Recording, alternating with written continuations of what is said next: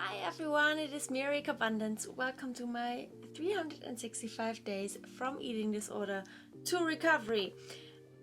Back 1 year ago, I was getting into this mucus-free diet by Dr. Sebi and Dr. Professor Spira, who raves about it, all of that. I only inserted those screenshots for a short time because I just wanted to make a point in that I was getting into that type of stuff. And now, even those, as you saw in the screenshots, even those people are admitting that this is not a good way to eat long term. And I would even go as far today to say that I actually I'm convinced that the human species has pretty much even adapted to also processed foods. I think it's even part of the natural human diet to also process foods because we have a brain and we are allowed to use it. And just because something is not as fresh as directly from the tree does not mean that it is harmful to us in any way, shape, or form.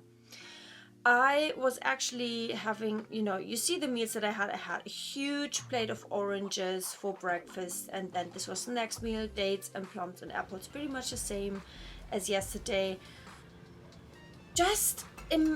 You're also going to see, actually 1 week ago in 1 minute, where I was having a mother and sister day on that Sunday, which is just fabulous. But I just wanted to say, just imagine the time that it takes to prepare these meals that you're seeing right now on the screen.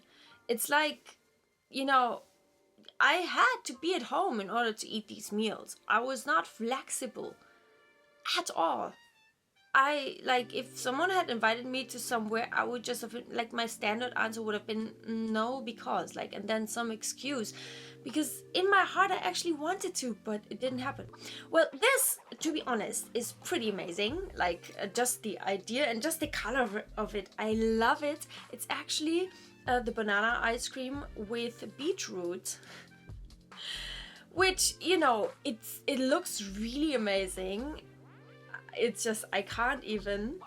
But the thing is, it does also taste vegetable-y. It's not as sweet as I like banana ice cream to be.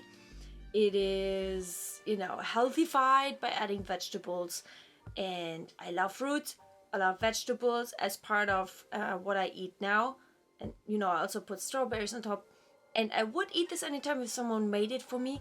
But the thing is, look at my tongue here. It's so cute because of the beetroot that I had there. And from this picture, people would tell, she's great. She's healthy. She eats healthy, so she's doing everything right. Well, you'd never see from the outside what's going on inside. I was slave to these rules. I was slave to healthy eating. Still denying that I was struggling with orthorexia. And just that healthifying thing with vegetables and everything, it really just got to my mind. Let's go to 1 week ago. I cropped myself out of those because I don't know if my sister and my mom are okay with me sharing those photos publicly. I had some white wine. My mom and I both chose it. Okay, this is terrible. This photo quality. We actually went and ate at this very kind of luxurious place. This is not a vegan pizza. Obviously, it's with meat, and it's with Parmesan on top. I ate the whole thing. It's not a big deal for me. Okay, Albert Einstein, I have no special talent. I am only passionately curious. And I recommend you to do that. Be curious. What is really logic in the long run? What does, your body has no hidden agenda against you. It tells you what it wants. Let's just listen to this kind of music that we were listening to. And I just remember, I just love being able to absorb the moments now, to be present, to just be relaxed and enjoy life. Just live a bit. It's something that I haven't done the years before. and just this kind of street music. You know that I am huge into music. I make music myself. I make my own songs. I sing. Music is in my blood, pretty much. And I was not thinking about food there because I was just, food is not on my mind anymore. Other than I have a craving, mentally or physically, and then I just eat, and then it's gone, and then,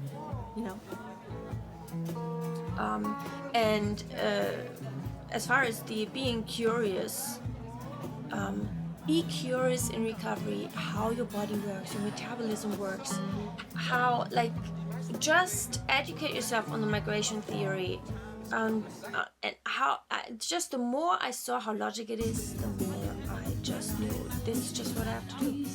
This is ice cream, obviously, and I had Black Forest and pistachio, and then there's a third cone which was cacao and coffee.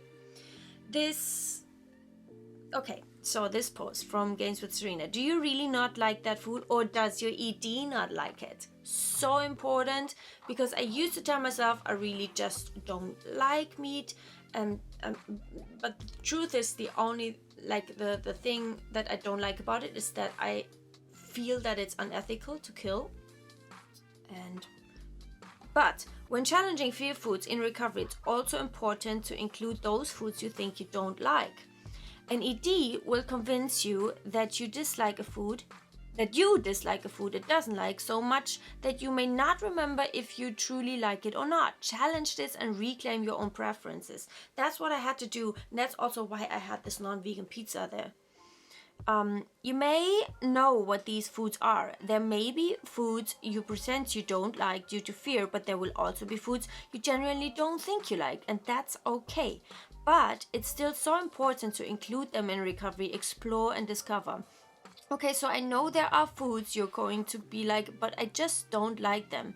So you think you don't need to be part of your recovery, but it's so important to try these foods as you begin to challenge fears.